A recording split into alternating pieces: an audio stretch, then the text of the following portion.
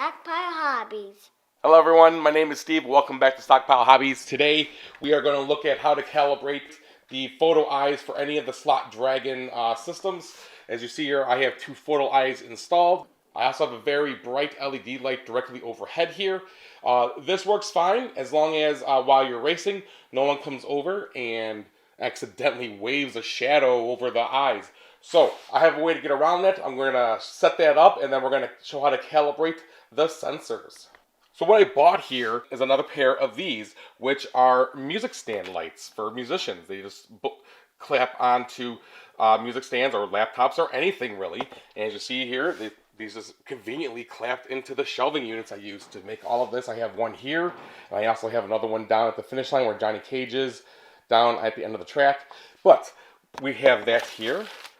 Awesome. These also can run on batteries, so that's cool. But we are going to be plugging it in.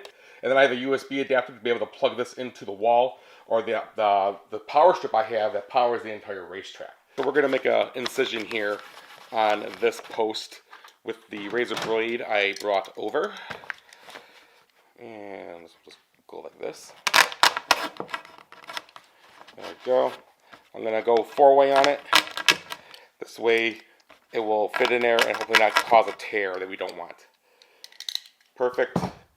And now we can place our light. So we're going to mount the light now, and that's going to go in there just like this. There we go.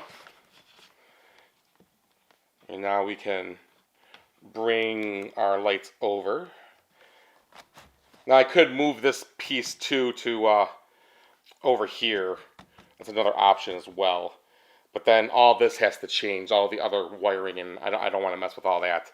But I think it would be cleaner if I did do that, if I move this over to here. So now with the lights, you generally want them directly over the photo eye. I got a little bit of a backward light coming in, but if anyone comes over the top, it won't cast a shadow, and you'll see why. So right now we have the shadow, but when I plug the lights in, and when I turn these on, there's two settings for them, a dim and a bright. I put them on bright. Now when my hand goes over, the shadow over here is minimized, and you see it doesn't react. It takes a lot to react. So now what we got to do is we have to calibrate the eyes here for the new light source that I have down here on the track. And the reason I'm really doing this is because when we do the night racing now, I want to be able to use the timing system when we have all the lights turned off and we're LED racing. This should allow us to do that. It might be a little bright over here in this area, but it should allow the photo eye to work at night so we can do the night racing and get our time still. Okay, so to calibrate the lights now, I have these both on their highest setting, and I'm going to turn the white dial on the box here all the way counterclockwise until the light comes on. Slowly now turn it clockwise until the light goes off, and then give it another quarter turn. So for the same thing for the other side, we're going to turn it counterclockwise all the way, and then slowly back it off until the light turns off, and then give it a quarter turn. I should now be able to go overhead, and you see it does not trigger the system at all. If I go over here like the cars, we should get our times. So this worked great for my purposes. I do want to add there is a much more elegant solution, or better looking. If you have a lot of diorama set up, you can get these bridges that they sell. They have LEDs underneath, and it looks similar to this, but it'll be decorated as rocks or as a passenger bridge walkway, and that goes over the race area like this, and it will shine the light right down. If you have the option and the space to do that, I highly recommend it versus doing this. This is the simple Walmart solution here, but if you definitely want to dress things up, you can find those things just by doing a simple Google search. I didn't have the real estate before to do it. I mean, we are right on the edge, but it can fit now. The track has gone through some different iterations as far as spacing. I've also added some more tabling and kind of made things a little more stable underneath. So I can actually do this myself, and I'm going to. In an upcoming video soon enough, I'll be replacing the light stand, and we'll get something proper in place here. It'll look pretty cool. All right, so with that in place now, I don't think I need to have this overhead light on anymore to race and film, which is just great. So I have my Viper V-Spec blue Trans Am, and we're going to get this guy going around the track and see if the timer still works.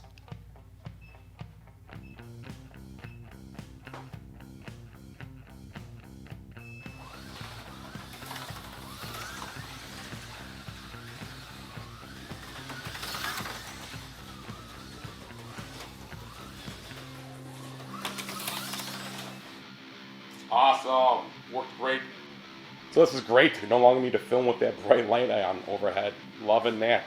Alright, so I'm substituting the Blue Devil Trans Am in place of the Viper V-Spec because it has better light piping. We'll be able to see it really good in the dark.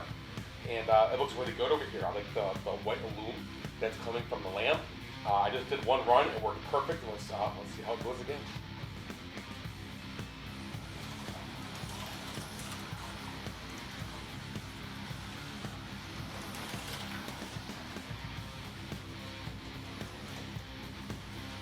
Made sure not to crash there.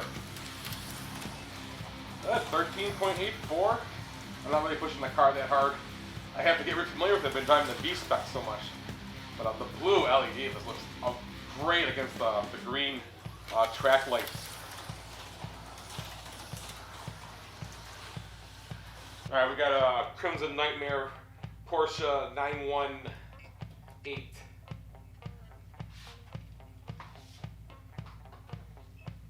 Red lights.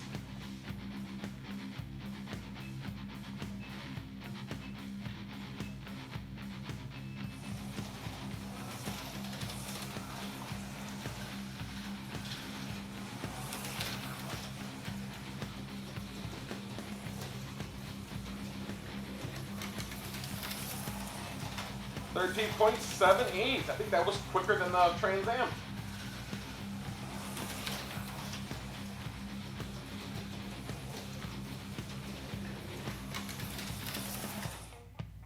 Pretty good.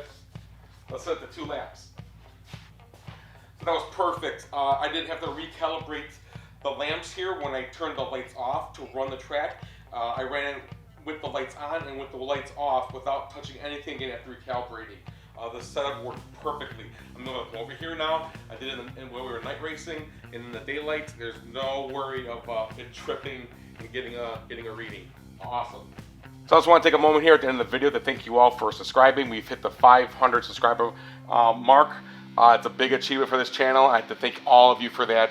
From Kim, myself, and Enzo, and Bella, we all thank you for subscribing, sticking with us, and watching the content. So I hope you like this video. Please subscribe to the channel if you haven't already.